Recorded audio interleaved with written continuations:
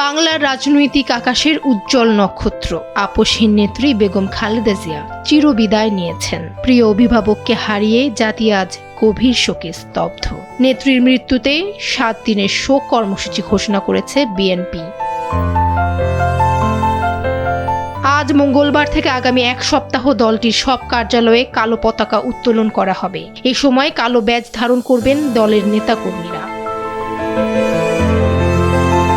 নয়াপল্টনের কেন্দ্রীয় কার্যালয় ও গুলশানের চেয়ারপারসনের কার্যালয় সহ সব কার্যালয় শোক বই খোলা রাখবে বিএনপি। মঙ্গলবার সকাল 9টায় দলের পক্ষ থেকে খালেদা জিয়ার মৃত্যুর খবর আনুষ্ঠানিকভাবে জানানোর পর এই কর্মসূচি ঘোষণা করেন দলের সিনিয়র যুগ্ম মহাসচিব রুহুল কবির রিজভী।